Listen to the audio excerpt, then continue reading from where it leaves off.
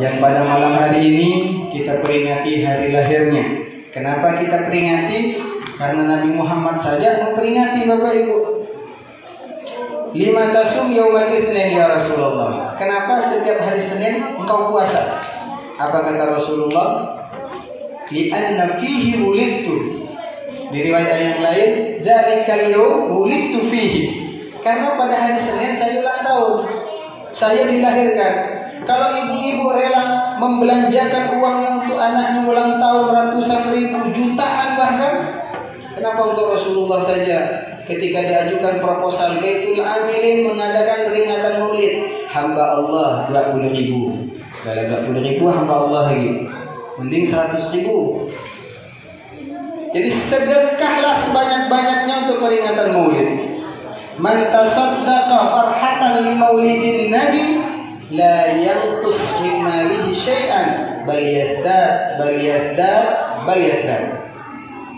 Siapa orang yang sedekah karena gembira dengan datangnya Maulid Nabi, Bapak Ibu, tidak berkurang dari harta yang disedekahkan, bahkan bertambah dan bertambah. Jadi kalau ada proposal tahun depan Baitul Amilin menyodorkan proposal peringatan Maulid Nabi, besar-besarnya Bang, sebesar-besarnya, farhatan, gembira dengan datangnya baginda Nabi Muhammad Sallallahu Alaihi Wasallam. Tidak usah kedekut, tidak usah masin untuk Nabi Muhammad. Nabi Muhammad aja tidak masin sama kita. Nabi Muhammad rela berjuang mati-matian untuk kita. Kalau tidak karena Nabi Muhammad, kita ini tidak ada, Bapak Ibu. Bahkan hadiahnya orang yang hadir di peringatan Maulid, kata Imam Suyuti, ma min baitin wala masjidin wala mahallatin quri'a fihi maulidur rasul, tidaklah satu rumah, satu surau, masjid atau satu lapangan sekalipun di dalamnya diperingati Maulid Nabi Sallallahu Alaihi Wasallam seperti saat ini, illa haffat alaihimul malaika, kecuali tempat kita ni Bapak Ibu dikelilingi oleh malaikat. Di teras-teras banyak malaikat tuh berkeliling. Tuh tidak masuk di dalam, jadi malaikat yang berkelilingi kita. Tuh jamaah yang di luar tuh. Coba gak tengok-tengok kali gak ada yang tengok malaikat berkeliling di situ. Yang di luar. Dikelilingi kita sama malaikat. Apa tugas malaikat itu? Kutibat minhumul hasanat. Setiap kebaikan yang kita kerjakan malam hari ini di Baitul Amilin dicatat. Bapak dengarkan saya ceramah, dapat pahala. Saya nyampaikan ceramah, dapat pahala. Berarti Pak Ustaz paling banyak, karena Pak Ustaz yang banyak ngomong. Siapa suruh undang saya? Jadi setiap kebaikan itu dicatat sama malaikat. Dan setiap kesalahan atau kekhilafan yang kita lakukan pada malam hari ini dihapus sama malaikat.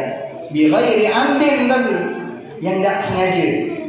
Jadi bapak-bapak dengarkan saya ceramah tertidur, tidak sengaja tidur, itu tidak dihitung kesalahan. Tapi kalau sengaja tidur, beliau-beliau gitu, jadi catat lah Pak. Atau lagi ceramah ibu-ibu di belakangnya rumpi ngomongkan orang. Apa Pak penceramah itu kecil-kecil laga gitu. Itu kan hati yang ngomongkan orang nanti dicatat sama malaikat kalau sengaja. Tapi kalau tidak sengaja tidak masalah. Apalagi hadiahnya kata Imam Suyuti, wa nazalat alaihimur rahmah. Tanpa kita sadari Bapak Ibu, ketika kita berkumpul malam hari ini di surau ini, dihujani oleh Allah majelis kita ini dengan kasih sayangnya, rahmat Allah Subhanahu wa ta'ala. Kalau sudah rahmat berpihak kepada kita, ghafarallahu lahum, maka Allah pasti memberikan ampunannya. Jadi bapak-bapak, ibu-ibu yang tadi ke sini ada dosa, baliknya nanti diampuni. Mak-mak di belakang yang tadi ngomongkan orang sebelum ke surau, baliknya diampuni mak. Bapak-bapak tadi ke sini sempat menjeling bini orang, baliknya diampuni. Jadi cari lagi besok yang adakan Maulid. Sebelumnya jelingkan lagi. Bini orang jeling-jeling loh. Datang Maulid, selesai dosanya. Itu hadiah dari Allah Subhanahu wa ta'ala. Tanpa kita sadari. Imam Syafi'i juga berkata, "Man jama'a ikhwanan li maulidin Nabi." Siapa yang mengumpulkan masyarakat dusun Karya Baru untuk memperingati Maulid Nabi. Wa hayya'a ta'aman, disiapkan, dibuatkan makanan. Tapi saya tak ada nengok makan di sini. Ini tak ada nampaknya. Oh, ini tak masuk Imam Syafi'i. Ada tak, Bu? Oh, ada. Alhamdulillah. Bungkuskan tak saya balik? Aduh, tak ada jawaban. Wa ahla makanan, tempatnya dibersihkan, sonnya disiapkan. Kemudian wa amila hasanan, dilakukan hal-hal yang baik di dalamnya. Ada ceramahnya, ada maulidnya, ada baca Qur'annya, lengkap sudah. Apa hadiahnya dari Allah? Illa ba'athahu Allahu yaumal qiyamah ma'as-siddiqin wasyuhada wassalihin. Tuh kata Imam Syafi'i. Orang yang datang malam ini di surau Baitul Amilin, nanti dia hari kiamat dikumpulkan dengan para orang-orang yang benar, orang-orang yang mati syahid, orang-orang yang saleh. Masya Allah, Bapak Ibu. Wa kana fi jannatin na'im, dan dia pasti masuk ke dalam surga yang penuh dengan nikmat. Amin Allahumma amin. Jadi malam hari ini kita dijanjikan oleh Imam Syafi'i masuk surga. Nah, yang penting setelah pulang dari sini jangan lakukan dosa-dosa besar. Jadi kenapa kita harus memperingati Maulid? Datang saja udah dapat hadiah macam tadi. Apalagi pulangnya itu dipraktekkan. Hadirin yang dirahmati Allah Subhanahu wa taala, adik-adik, halo, adik-adik, nanti Pak Ustaz ada kuis, yang bisa jawab ada hadiah. Tapi dengarkan, ya, dengarkan. Yang di luar masuk. Nanti ada hadiahnya apa Pak Ustaz? Yang jelas bukan sepeda. Bapak Ibu yang dirahmati Allah Subhanahu wa taala, kenapa peringatan Maulid Nabi itu penting? Dulu di zamannya Salahuddin Al-Ayyubi, umat Islam sudah mengalami penurunan semangat, penurunan cinta kepada Nabi Muhammad, penurunan kualitas keagamaannya. Makanya diadakan Maulid. Di dalam Maulid itu diceritakan tentang pribadi Nabi Muhammad agar tumbuh lagi cinta kepada beliau, semangat lagi untuk membangkitkan agama Allah Subhanahu wa ta'ala. Kalau di surau Baitul Amil ini kayaknya udah banyak yang kenal sama Nabi Muhammad. Coba saya tes. Ibu-ibu yang di belakang, kenal enggak dengan Krisdayanti, Bu? Nunduk-nunduk ibu ini, nilak-nilak. Masa tak kenal, Bu? Andin. Nah, kenal enggak, Bu, di Antv? Wah, jadi enggak. Andin kenal kan, Bu? Yang kecil ini mulai yang nyari. Emaknya suka nonton Andin, kenal? Kalau bapak-bapak kenal enggak sama Rhoma Irama, Pak? Oh, itu bapak saya tuh. Kalau karaoke pasti lagu Roma tuh. Sekarang, Bu, saya tanya, kenal enggak dengan Sayyidah Sofia? Orang mana tuh Pak Ustaz? Bukan orang dusun Karya Baru. Sayyidah Sofia. Aduh, enggak kenal. Bapak-bapak, kenal enggak dengan Sayyidina Hamzah? Ada tetangga saya Hamzah, Pak Ustaz. Bukan itu. Sayyidina Hamzah paman Rasulullah Asy-Syahid yang gugur di perang Uhud. Jadi banyak dari kita yang sudah banyak yang tidak tahu tentang Nabi Muhammad SAW dan siapa beliau, siapa keluarga beliau, siapa istri-istri beliau, siapa anak-anak beliau, sudah banyak yang tidak kita tahu. Nah, dengan peringatan Maulid ini kita peringati Nabi Muhammad, menceritakan bagaimana sejarah Nabi Muhammad, pribadi Nabi Muhammad, kualitas ibadah Nabi Muhammad, akhlaknya Nabi Muhammad, biar bangkit lagi semangat kita untuk mencintai Nabi Muhammad SAW. Nabi Muhammad itu Bapak Ibu teladan yang paling hebat. Disebutkan dalam Al-Quran, laqad kana lakum fi rasulillahi uswatun hasanah. Telah ada pada diri Nabi Muhammad itu suri teladan yang baik. Nabi Muhammad itu Nabi yang paling hebat kapanpun dan dimanapun. Dimanapun dan kapanpun beliau hebat. Duduknya hebat, berdirinya hebat, di tempat kerja hebat, waktu tidur hebat, dimanapun. Kalau kita kan ada, kadang ada orang hebat cuma di kantor aja. Mentang-mentang jadi Pak Kades, misalkan, maaf Pak Kades. Di kantor desa aja hebat, balik ke rumah ketemu bini. Iya jangan. Ada yang kerjanya jenderal bintang 5 di tempat kerja aja hebat, anak buah dimarah semua. Balik ke rumah ketemu sama istrinya. Mulai kan tuh takut. Tapi kalau Nabi Muhammad ya, kadang kita guru merasa hebat di depan murid, ketemu kepala sekolah, ketemu kepala dinas, ciut gitu. Terbatas kehebatan kita, tapi Nabi Muhammad dimanapun, kapanpun tetap hebat. Makanya kita disuruh oleh Allah menjadikan Nabi Muhammad uswatun hasanah. Yang budak kecil pengen jadi anak soleh, tiru Nabi Muhammad. Tiru Nabi Muhammad ya nongnya. Yang orang tua pengen jadi orang tua yang baik, tiru Nabi Muhammad. Yang suami pengen jadi suami yang baik, tiru Nabi Muhammad. Yang menjadi pemimpin pengen jadi pemimpin yang baik, tiru Nabi Muhammad. Tidak susah tiru Nabi Muhammad. Kenapa? Karena Nabi Muhammad laqad ja'akum rasulun min anfusikum, kata Allah. Telah datang pada kalian seorang rasul dari jenis kalian. Maksudnya jenis manusia. Jadi kita nyontohnya pun tidak sulit. Karena Nabi Muhammad wujudnya manusia. Kita manusia, Nabi Muhammad manusia. Kalau kita suruh nyontoh malaikat, oh sulit. Siapa yang mau nyontoh malaikat Bapak Ibu? Wujudnya ada tak nampak? Nah, kalau mau nyontoh malaikat, ada yang mau nyontoh malaikat, malaikat tak kawin. Bapak mau nyontoh malaikat? Saya pun pensiun jadi ceramah, kok tak boleh kawin. Percuma dibuat laki-laki ada perempuan tapi tak boleh kawin. Kalau malaikat wajar sujud terus, ibadah terus karena tidak punya kelamin. Tapi Bapak yang tidak mau kawin, buruk dalam celana, kata orang Mas Bangun.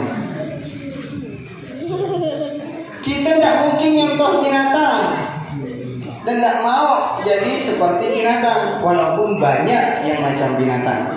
Kerja terus, makan terus, ibadah tidak ada. Nah itu kalbahaim kata Al-Quran.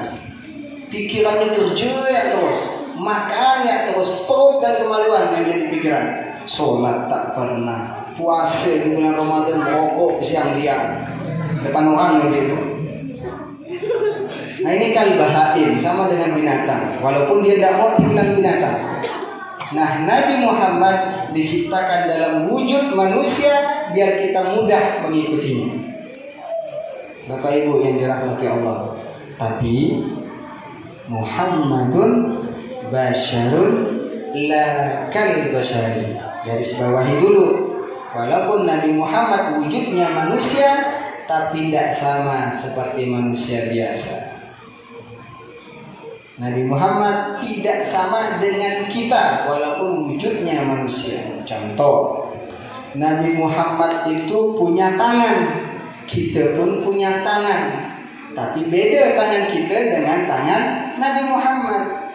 Kalau tangan Nabi Muhammad itu yadahu tadharu barakatuhuma fil mata'imi wal masyarib. Tangan Nabi Muhammad itu berkah, sampai-sampai makanan yang sedikit jadi banyak. Ada cerita seorang sahabat pengen undang makan. Sahabat ini miskin, tidak punya apa-apa kecuali satu porsi makanan yang cukup untuk Nabi Muhammad. Istrinya bilang, "Bang, coba gak sekali-kali undang Nabi Muhammad ke rumah ini? Pengen gak hasilnya rumah kita dihadiri oleh Nabi Muhammad?" Kata suaminya, "Punya makanan apa kita?" "Ada bang, roti khubus ada, rotinya ada, hisaknya ada, apa cocolannya tuh ada." Kalau yang pernah ke Mekah tuh, tahu coletan-coletan roti itu, diisi daging biasanya. Ada satu porsi, oke, kata suaminya. Datanglah. Waktu itu Rasulullah lagi majelis, lagi menyampaikan pelajaran kepada sahabatnya. Si suami pun datang mendekat ke Rasulullah, berbisik di telinga Rasulullah, "Ya Rasulullah, wahai Nabi Muhammad, sudikah engkau hadir ke rumahku? Boleh tidak datang ke rumahku? Ada hajat apa?" kata Nabi Muhammad. "Ngundang makan, tapi jangan ngajak-ngajak orang. Cuma satu porsi." Mendengar itu langsung Rasulullah buat pengumuman, "Alhamdulillah wahai sahabatku, hari ini kita diundang makan sama si fulan." Apa tidak terkejut? Pucat mau ke orangnya. Mau dikasih apa? Masa yang lain nonton? Puluhan sahabat ngikut Rasulullah. Ya sudah, kita pergi ke rumah si fulan. Ke rumah si fulan, ngelihat yang punya rumah pucat, didampingi sama Rasulullah. "Malaka ya fulan, ada apa kok pucat?" "Ya Rasul, to'amu kawahidan, makananmu ini cuma satu aja, tidak ada yang lain, tapi yang di belakang ramai." "Tenang," kata Rasulullah, "tenang." Sampai ke rumahnya, ketok pintu, "Assalamualaikum." Buka si istri pintu, terkejut gak? Pucat gak dia? "Ramai gak bang?" Nak marah ada Nabi Muhammad. Didampingi sama Rasulullah, "Wahai fulan, siapkan makananmu, tutup pakai kain, hidangkan di depanku, siapkan piring." Kata Rasulullah, "Boleh dicoba nanti. Undang saya satu porsi, tak ajak." "Sorry, saya makan seorang." Tutup kain, kata Rasulullah. Ditutup, disiapkan tempat rotinya dengan makanannya, disiapkan piring. Akhirnya dicelupkan roti tangan Rasulullah ke dalam ina, ke dalam bejana. Istilahnya mangkok lah, baskom yang ditutupi kain. Diambil roti sama cocolannya itu, disimpan ke piring. Nih, kasih sahabat itu, kasih. Kata orang tuan rumah, dicelup lagi, masih ada. Hebat kan Nabi Muhammad nih. Ini mukjizat tangan Nabi Muhammad. Baru tangan nih, semuanya dapat. Sampai yang di dalam baskom tadi itu pun masih banyak. Masya Allah Bapak Ibu. Itu berkahnya tangan Nabi Muhammad, makanan sikit isi banyak. Beda dengan tangan kita. Kalau tangan kita yang banyak jadi sikit. Proyek 100 juta di tangan kita, yang dikerjakan berapa Bu? Pak, hilang. Duit masjid di tangan kita lenyap. Duit mertua lagi, beres. Sertifikat tanah yang digadai, tangan kita. Itu tangan kita. Belum lagi yang lain. Contoh, kaki Nabi Muhammad. Kaki Nabi Muhammad itu Bapak Ibu bengkak karena sholat dari sepertiga malam sampai ke subuh. Sujud beliau sampai Sayyidah Aisyah bertanya, "Ya Rasulullah, bukankah engkau itu sudah dijamin surga, tapi ngapa masih sholat?" Nangis, bengkak kakinya. "Afala akuna abdan syakura?" "Ya Aisyah, saya ini cuma berterima kasih ya sama Allah." Kaki Rasulullah sampai bengkak. Beda dengan kaki kita. Kalau kaki bapak-bapak bengkak tak? Tapi kata Pak Najri itu bukan bengkak sholat, karena asam urat. Bengkaknya kena asam urat kaki. Bedanya lagi, Rasulullah itu berjalan, kita pun jalan. Tapi kalau Rasulullah jalan, tudilluhul ghamama tuti'uhus sahib. Kalau Rasulullah jalan siang-siang hari, itu awan ngikuti dari atas. Jadi selalu teduh, tidak kepanasan. Coba kita berjalan siang-siang buta, yang hitam tambah biru. Bukan lagi biru. Rasulullah meludah, kita pun meludah. Tapi beda air ludah kita sama ludah Rasulullah. Ketika Rasulullah hijrah dengan Sayyidina Abu Bakar, Bapak Ibu, Rasulullah itu bersembunyi di sebuah gua Sur. Sebelum masuk ke dalam gua, Sayyidina Abu Bakar bilang, ya Rasulullah, jangan masuk dulu. Biarkan aku bersihkan gua ini, takut-takut ada binatang nanti yang ganggu Rasulullah. Dibersihkan sama Sayyidina Abu Bakar. Ketika dibersihkan ternyata disengat sama kalajengking. Kalajengking Arab di besar-besar, bukan macam kalajengking kita. Disengat biru, lebam. Racun masuk, tapi ditahan sama Sayyidina Abu Bakar, disembunyikan. Sudah selesai dibersihkan, ya Rasulullah, udkhul. Masuk ya Rasulullah, aman. Kalau jengking tadi udah diusir. Ketika masuk ke dalam, duduk berdua, pucat muka Sayyidina Abu Bakar. Apa kata Rasulullah, wahai Abu Bakar, kenapa pucat? Takutkah engkau? Tidak ya Rasulullah. Kamu takut dikejar oleh orang-orang kafir Quraisy? Tidak ya Rasulullah. Kamu sedih meninggalkan kota Mekah? Tidak ya Rasulullah. Terus kamu kok pucat sedih benar? Ini ya Rasulullah, sakit ya Rasulullah, digigit kalajengking. Oh, cuma ini jaga ya Rasulullah. Iya ya Rasulullah. Diambil tangan Sayyidina Abu Bakar, diludahinya sama Rasulullah. Sembuh. Coba ludah kita, tambah bengkak, tambah goreng. Itu ludah kita. Jadi beda. Muhammadun basyarun la kal basyari. Nabi Muhammad itu manusia, tapi bukan manusia biasa. Dari segi fisiknya saja beda jauh kita sama Nabi Muhammad. Rasulullah punya wajah, kita pun punya wajah. Tapi wajahnya Rasulullah alifiyul anfi, mimiyul fami, nuniyul haji. Hidungnya saja Rasulullah itu mancung kayak huruf alif, lurus. Coba dong kita huruf H, yang lubang dua tuh itu dong kita. Mimiyul fam, Rasulullah itu punya bibir macam huruf mim, manis. Bibir kita doer kemana-mana, nggak tahu lah modelnya macam apa. Itu Rasulullah. Rasulullah juga manusia. Ya, setelah makan pasti buang hajat. Kita pun buang hajat, tapi cara buang hajat kita dengan Rasulullah beda. Kalau Rasulullah itu sampai ke kamar mandi pun kita diajarin akhlaknya. Kalau buang air, angkat lututnya agak ke atas sebelah kanan, tumit yang kiri, tekankan ke pipi pantat sebelah kiri, baru buang hajat. Itu tuntas benar, keluar semua, tidak ada yang tersisa.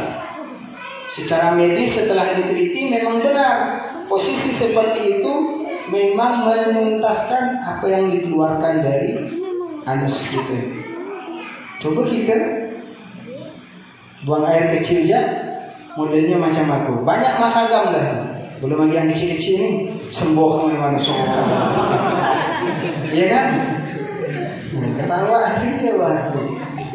Kadang masuk WC pun kita lupa dengan caranya Nabi Muhammad. Kalau Rasulullah masuk WC pakai kaki kiri, Bu. Adik-adik pakai kaki apa masuk WC? Melompat. Jauh. Udah pakai lompat. Makanya Nabi Muhammad SAW, mari kita jadikan suri teladan yang baik. Allah saja membanggakan beliau. Ketika Rasulullah mau diciptakan, nurnya ada duluan. Nah, nur Nabi Muhammad itu diumumkan kepada para malaikat. Wahai malaikat, aku punya nur nih. Kira-kira nur ini siapa? Dan nur inilah yang akan menjadi kekasihku. Aujada nur nabihi Muhammadin sallallahu alaihi wasallam qabla an yakhluqa Adam min at-tin lazim wa 'arada fakhrahu 'ala al-asya. Allah umumkan kepada semua makhluknya bahwa nur ini wa qala hadza sayyidul anbiya. Inilah nanti jadi pemimpin para nabi. Malaikat menjawab, ya Allah, qila huwa Adam. Mungkin nur yang kau bangga-banggakan itu pasti Nabi Adam, kata malaikat. Qala Adam bihi uniluhu a'lal maratib. Bukan, kata Allah. Bukan Nabi Adam. Nur ini, Nabi Adam itu karena nur inilah, karena Nabi inilah punya tempat yang tinggi. Aku ciptakan dia di surga. Sampai setan dan malaikat jin disuruh sujud. Bukan karena Nabi Adamnya, karena kekasihku yang ini.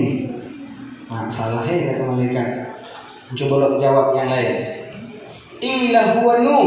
Malaikat yang lain jawab, ya Allah, mungkinkah kekasihmu ini yang belum kau ciptakan masih berwujud nur ini adalah Nabi Nuh?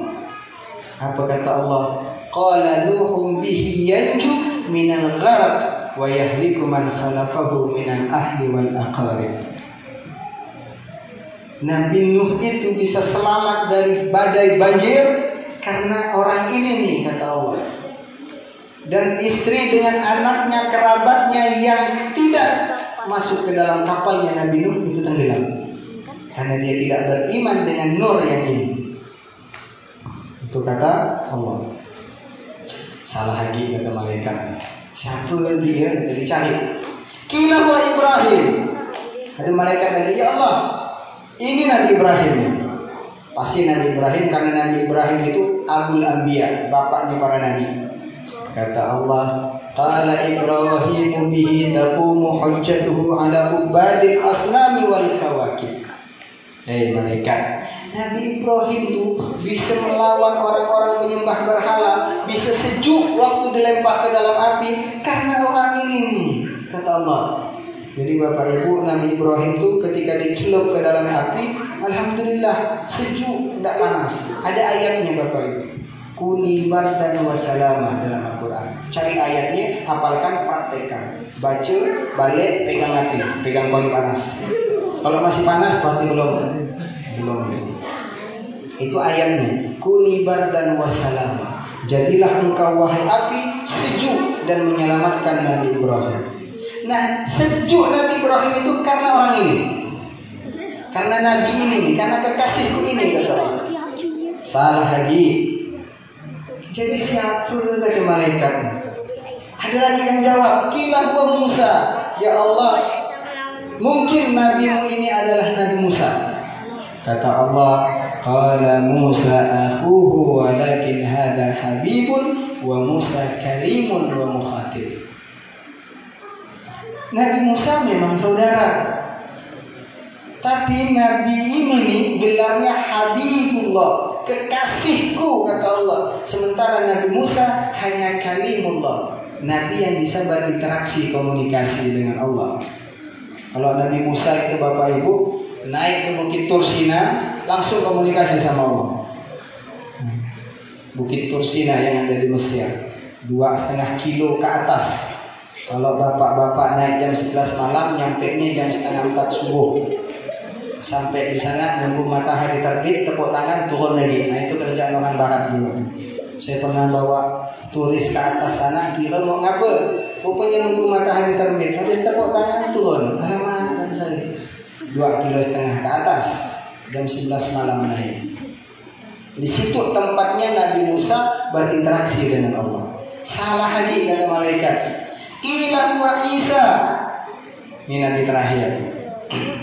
Karena Nabi Muhammad belum diciptakan. Wah ini pasti Nabi Isa, kata malaikat. Ya Allah, ini pasti Nabi Isa. Qala Isa yubashshiru bihi.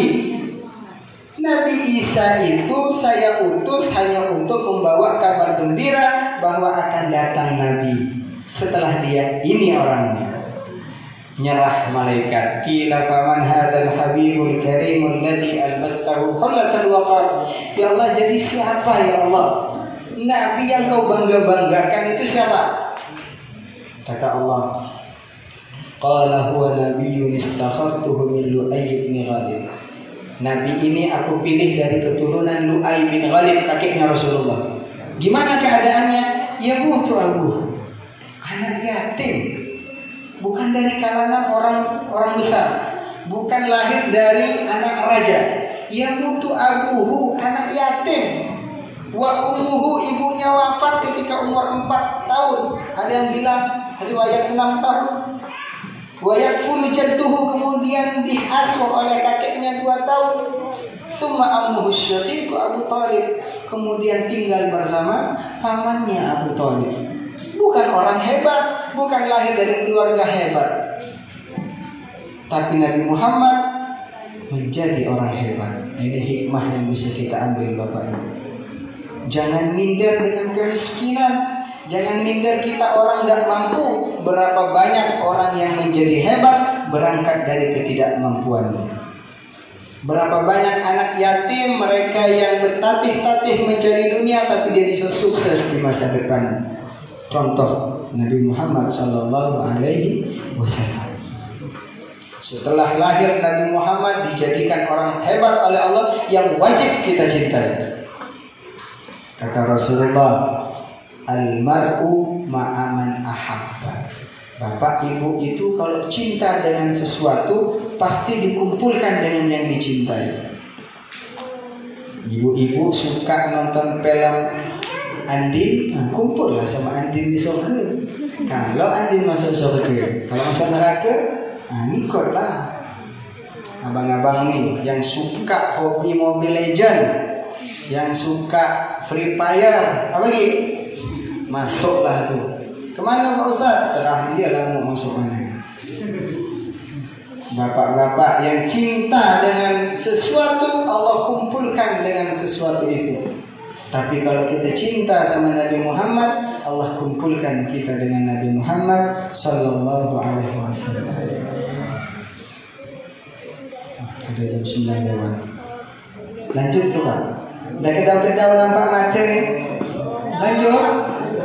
Mana nak lanjut?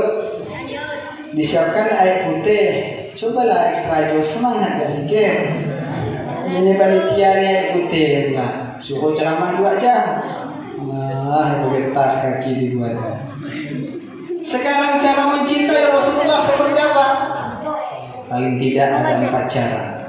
Ini kita singkat-singkat saja. Ada 4 cara mencintai Nabi Muhammad. Nah, adik-adik, berapa cara mencintai Nabi Muhammad? 4. Jadi bilang 4 tadi. Ada 4 cara mencintai Nabi Muhammad.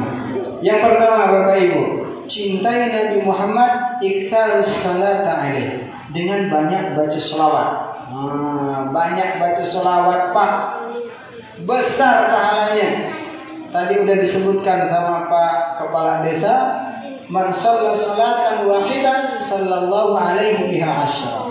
Sekali tidak kita baca selawat ini, Allahumma shalli ala sayyidina Muhammad wa ala alihi wa sahbihi wasallam, dibalas 10 sama Allah.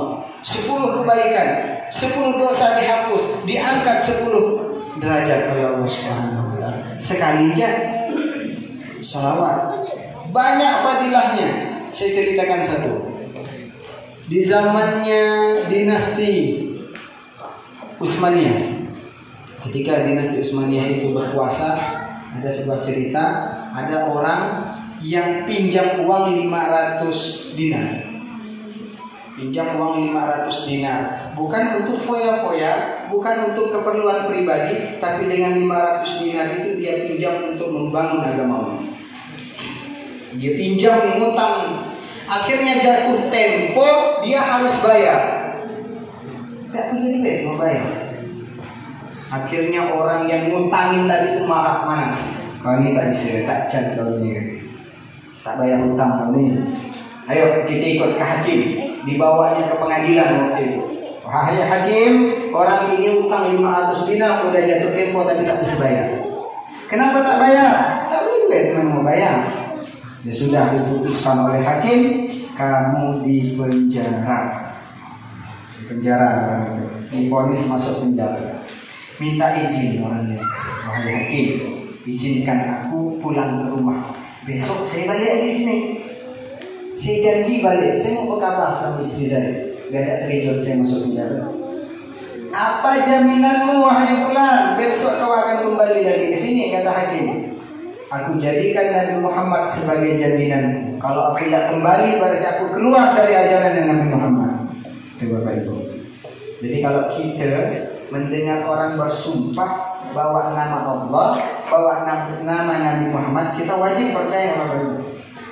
Masalah dia bohong, urusan dia dengan Allah. Jadi kalau orang sudah ngomong, adek, abang ni wallahi demi Allah demi Rasulullah tidak kawin. Percaya aku. Perihal dia kawin di luar, serah dia, urusan dia sama Allah. Yang penting sumpahnya atas nama Allah. Kalau dia bohong, dia kafarat, bayar puasa 3 hari betul-betul. Itu balasannya. Jadi karena dia bawa nama Nabi Muhammad, percaya si hakim, dia pun pulang ke rumah, ketemu sama istrinya, Dek, abang ini masuk penjara. Kenapa bang? Abang tak bisa bayar hutang.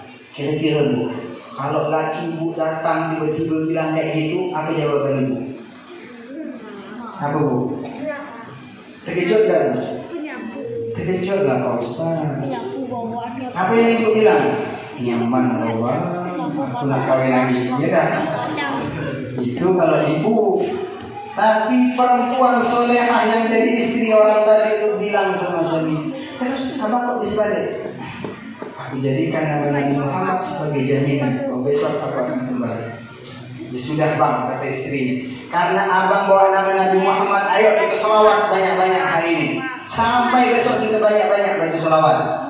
Diambil ini tasbih, duduk berdua sholawat banyak-banyak. Allahumma shalli ala sayyidina Muhammad, Allahumma shalli ala sayyidina Muhammad, sallallahu alaihi wasallam. Banyak sholawat dibaca sampai tiba malam tertidur. Dua-duanya tertidur. Subhanallah, Nabi Muhammad hadir dalam mimpi si laki-laki tadi. Wahai fulan ma yubkika, wahai fulan apa yang membuatmu sedih, apa yang membuatmu menangis. Diadukanlah sama Rasulullah sallallahu alaihi wasallam bahwa dia punya hutang tak bisa bayar, besok di penjara. Apa kata Nabi Muhammad? Wahai fulan, datanglah engkau ke khalifah ini, bilang sama khalifahnya. Khalifah itu bapak ibu pemimpin, istilahnya ya kalau di Teluk Batangi kepala desa. Datanglah ke kepala desa ini, kata Nabi Muhammad, bilang lunaskan hutangmu. Masya Allah. Apa buktinya ya Rasulullah? Bilang sama dia, sholawatnya yang tadi malam dia baca kurang, aku terima. Ternyata Pak Desa itu, khalifahnya itu punya kebiasaan dalam satu hari dia baca sholawat 1000. Nah pada malam itu dia keletihan, baca sholawat tak cukup 1000, terlelap, tertidur. Nah kata Rasulullah, andai dia melunaskan hutangmu, aku cukupkan sholawat istiqomahnya 1000 dan aku terima. Masya Allah. Wah, lagak ini orang tadi ini, bangun pagi-pagi langsung mandi. Oh ini lagak ini, pergi ke kantor desa. Assalamualaikum Khalifah. Waalaikumsalam. Ada salam dari Rasulullah, engkau lunaskan hutangku. Apa buktinya? Kata dijelaskan sama si laki-laki tadi itu, tadi malam kau terlelap tidur, sholawatmu tidak cukup 1000. Kalau kau lunaskan hutangku, Rasulullah terima sholatnya dan dicukupkan sampai 1000. Menangis untuk Khalifah. Menangis untuk Khalifah, tidak sadar diambilnya 1000 dinar. Wahai fulan, jangankan 500 dinar, 1000 dinar aku berikan. Karena Rasulullah sudah menerima salatmu. 500 dinar kau bayarkan hutang, 500 dinar untuk kebutuhan. Wah, syukurlah orang yang ini, yang fulan ini, yang berhutang tadi. Karena berkah sholawat coba. Pergi dia ke hakim. Wahai hakim, aku menunaikan janji. Hari ini aku datang, nih 500 dinar aku bayar. Kata si hakim, udah nggak usah, harus dibayar. Bawa balik ya, untuk kamu dan keluargamu. Lah, kenapa bisa gitu Pak Hakim? Tadi malam aku bermimpi Nabi Muhammad SAW. Kata Rasulullah, aku pernah memutuskan satu perkara, yang perkara itu aku salah menurut agama. Tapi Rasulullah memaafkan keputusanku itu jika melunaskan hutangmu. Dilunaskan duluan sama Pak Hakim. Berkah baca sholawat. Boleh dipraktekkan Bapak Ibu. Hutang banyak-banyak, tidak mampu bayar, datang ke kantor desa. Kalau sama-sama cinta Nabi Muhammad. Kebetulan khalifahnya istiqomah baca sholawat 1000 sehari. Si hakimnya juga memutuskan agama, tidak pernah memutuskan sesuatu kecuali dengan dasar agama. Ketika salah, Rasulullah yang negur. Dan yang berhutang juga ngutang bukan untuk keperluan lain, tapi untuk membangun agama Allah. Itu berkah sholawat. Jadi ibu-ibu, bapak-bapak, sholawat tidak harus di atas sejadah. kapanpun, dimanapun sholawat itu diterima. Walau kharajat min lisanil munafik. Sholawat itu walaupun diucapkan oleh lidahnya, lisannya, mulutnya orang munafik, diterima sholawatnya. Tahu munafik Pak ya? Suka bual. Ini dia nih. Suka nak bual. Janji-janji nanti kalau saya duduk, saya licinkan jalan Mas Bangun. Kebetulan saya di Mas Bangun. Ya Allah jalannya bertukuk-tukuk kata orang. Jadi udah naik punya jabatan, lupa. Ini bual nih. Tapi kalau dia baca salawat tetap diterima salawatnya. Walau kana riyaan, walaupun salawat itu dibaca dalam keadaan minta puji, anjung. Salawat anjung, minta puji. Tinggal rumah mertua, bangun kesiangan, biar dipuji mertua, baca salawat keluar dari kamar. Ya Nabi salam alaika, lelek-lelek lah teman-teman tu. Bagus menantu aku ni, kata mertua. Salawat ini pun diterima. Saking hebatnya pahala sholawat. Jadi bapak-bapak sambil kerja baca sholawat, ibu-ibu sambil musai-musai masak baca sholawat bu. Daripada lagu Indonesia yang tak tentu-tentu. Apa lagunya bu? Ku menangis, itu kan? Nangis beneran, ditinggal lagi ya, bes. Coba baca sholawat. Pukul rumah anda. Berkah sholawat. Kalau Allah nyuruh kita sholat, Allahnya tidak sholat Pak. Allah nyuruh kita puasa, Allah tidak puasa. Tapi ketika Allah nyuruh kita sholawat, Allah duluan yang sholawat. Saking besarnya pahala sholawat.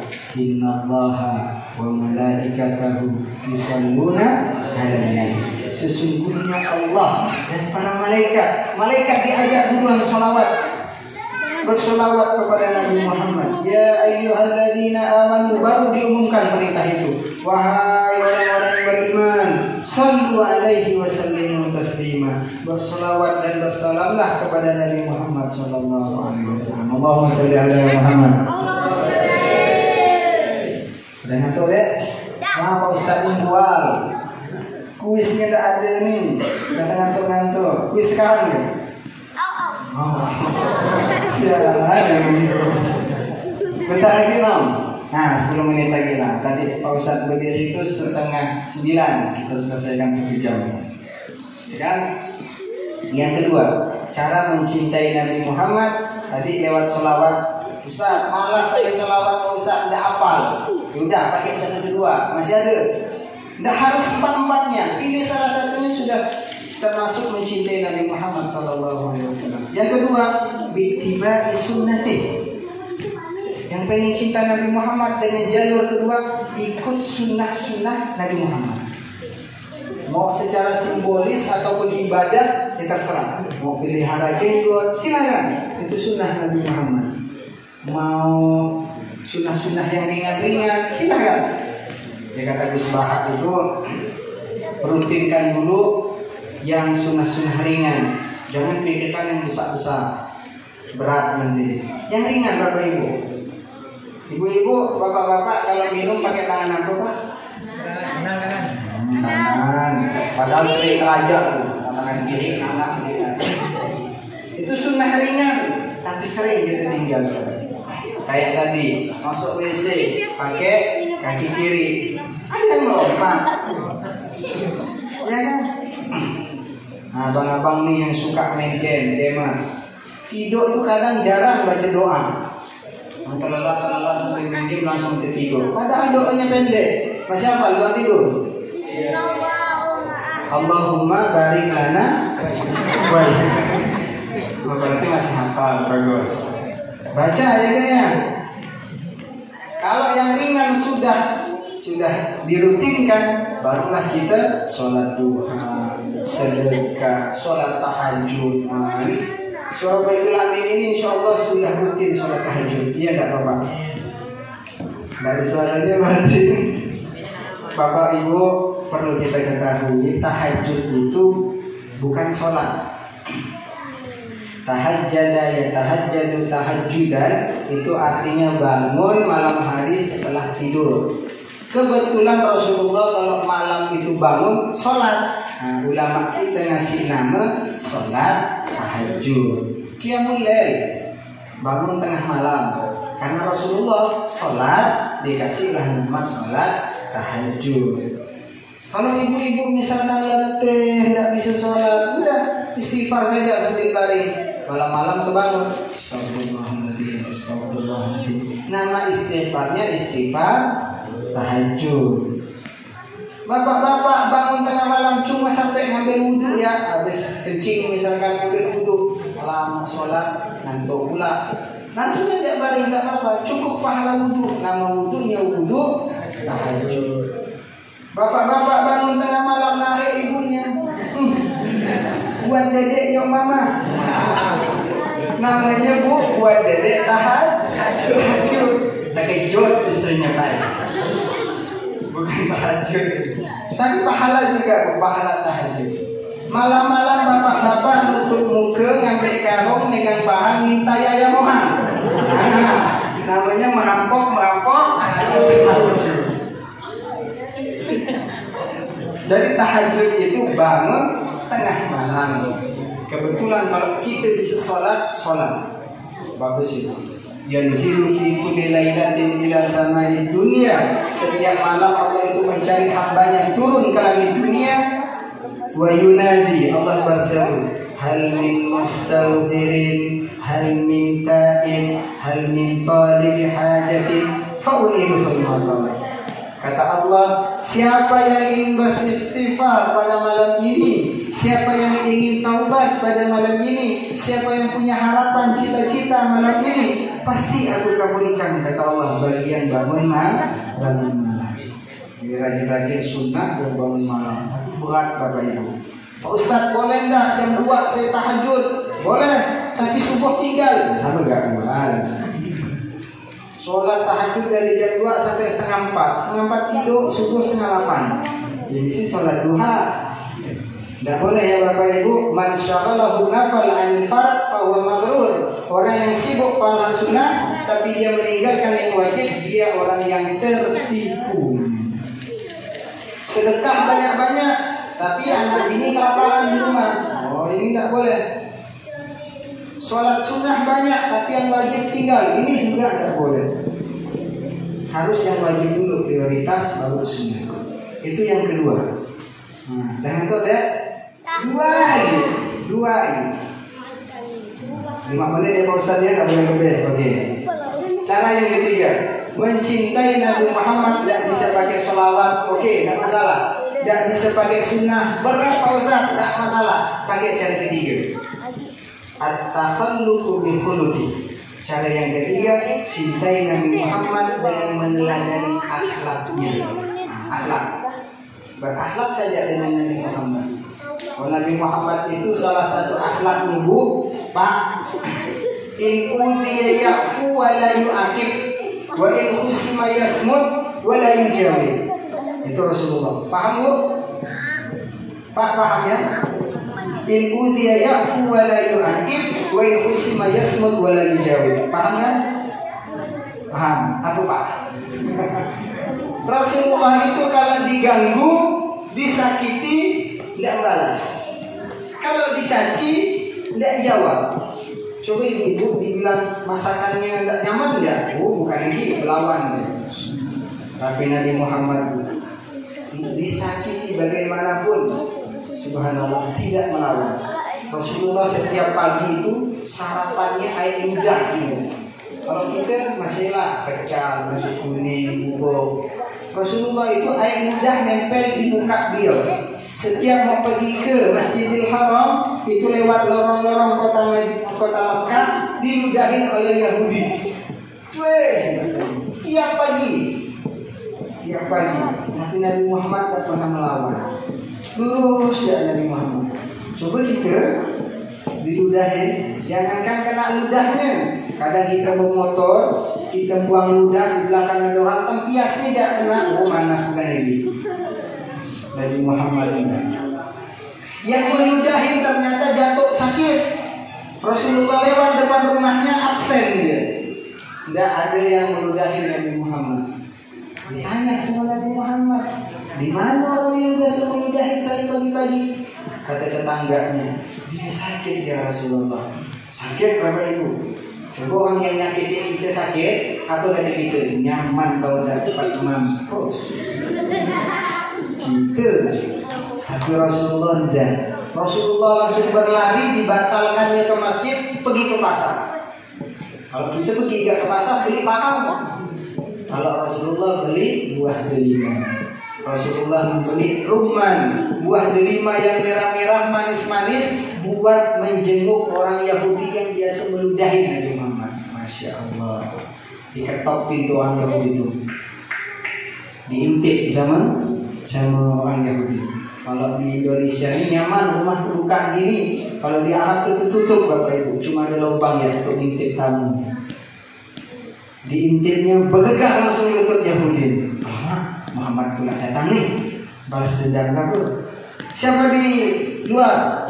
Saya Muhammad. Mau ngapa? Oh jenguk kau sakit. Benar kata tak? Benar. Kamu bunuh aku kali ya? Tidak, kata Nabi Muhammad. Dibukakan pintu, dikasihnya buah delima. Ini syafaat Allah. Semoga Allah cepat menyembuhkan engkau. Itu balasan doa dari Nabi Muhammad. Menangis orang Yahudi tadi, ditangkap tangan Nabi Muhammad, langsung bersyahadat. Asyhadu an la ilaha illallah wa annaka Rasulullah. Aku bersaksi tiada Tuhan selain Allah dan bahwa engkau Muhammad adalah utusan Allah. Itu akhlak baik. Mencintai Nabi Muhammad dengan akhlak. Yang pengen akhlaknya bagus, ya tiru Nabi Muhammad. Bagaimana Nabi Muhammad dengan istrinya, dengan anaknya, dengan sahabatnya, akhlaknya bagus. Bahkan dengan anak kecil pun akhlak Nabi Muhammad sangat bagus. Kalau Rasulullah dipanggil sama anak kecil, wahai Muhammad, kata anak kecil, Rasulullah itu nolehnya bukan kepala saja, langsung noleh dengan badan-badannya, kemudian menjawab, baik, aku penuhi panggilan budak kecil. Coba kita dipanggil budak kecil, tuh dipanggil. Mungkin jadi jangan manggil orang ganteng. Itu gitu. Suami, ketika Rasulullah jadi suami, akhlaknya dengan istrinya, Masya Allah, Bapak Ibu. Rasulullah pernah tengkar sama Sayyidah Aisyah. Maklumlah Sayyidah Aisyah itu istri yang paling manja. Ketika tengkar, berunyaklah Sayyidah Aisyah itu, bahasa kita lah berunyak. Biasanya begitu kan? Mana kok iya betul. Lagi berunyak tu, kata Rasulullah, Aisyah, pejam, Muhammad Aisyah, pejamkan matamu. Ketika baunya langsung pejam mata, dipejamkan sama Sayyidah Aisyah, dipeluknya dari belakang sama Rasulullah.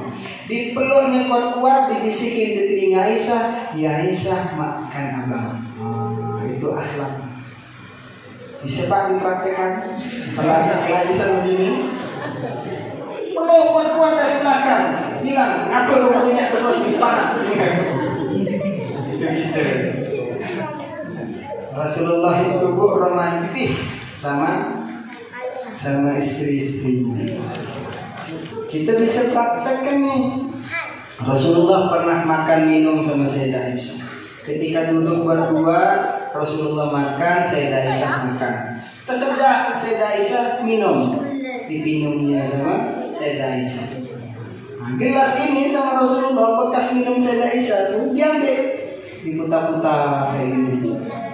Diputarnya, heran Sayyidah Aisyah, ngapu bang, kata Sayyidah Aisyah tuh. Tada, bekas peminum tadi mana Aisyah?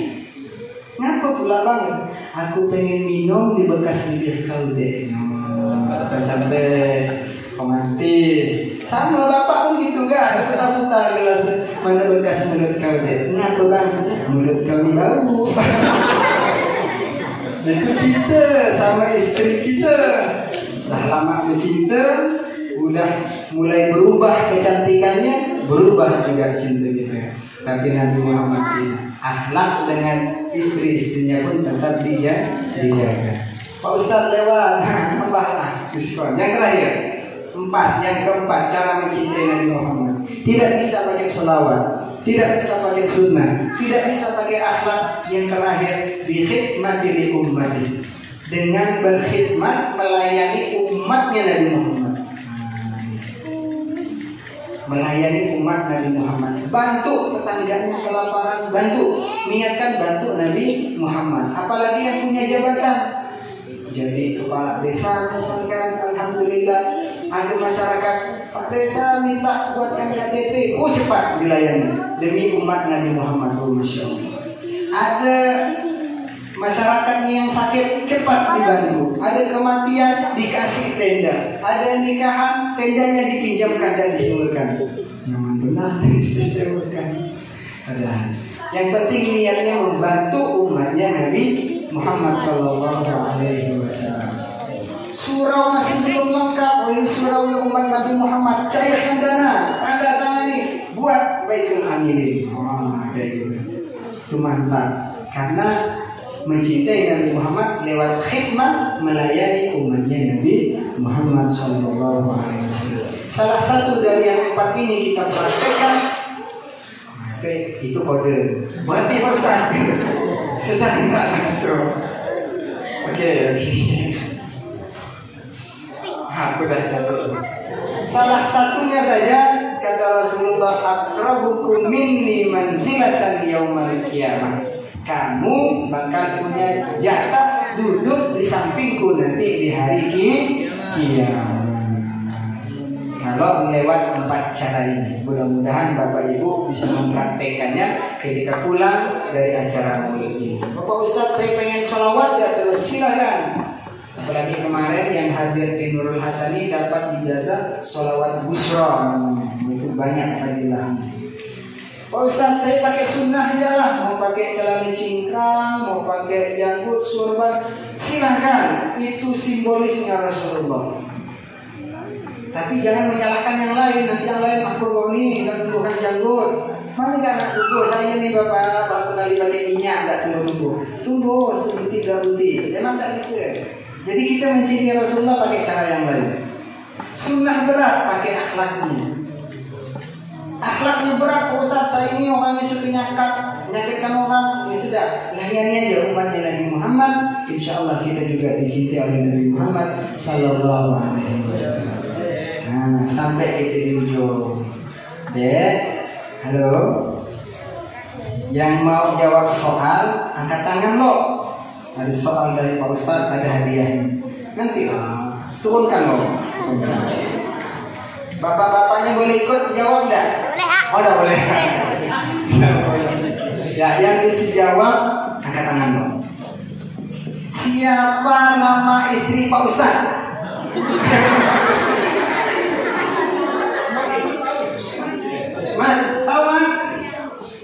Tahu tak? Siapa nama istri Rasulullah yang diceritakan tadi sama Pak Ustaz? Sini loh. Siapa namanya? Bukan namanya. Zakir. Siapa jawab? Siapa nama istri Rasulullah yang diceritakan Pak Ustaz? Aisyah. Siti Aisyah. Aku tidak lihat dia. Mudah-mudahan jadi anak soleh. Akhirnya Pak Ustaz, apa ya? Katanya nyesal aku tidak tidur. Mudah-mudahan apa yang saya sampaikan ada manfaatnya. Kalau ada jarum yang patah, jangan disimpan di balik kain. Kalau ada ceramah saya yang salah, Bu, jangan ceritakan ke orang lain. Nanti diceritakan pula. Pak Ustadz tadi malam begini-gini. Cukup di sini. Yang benar datangnya dari Allah Subhanahu Wa Taala. Yang salah itu murni kesalahan pribadi saya sendiri. Wallahul muwaffiq ila aqwamit thoriq. Assalamualaikum warahmatullahi wabarakatuh.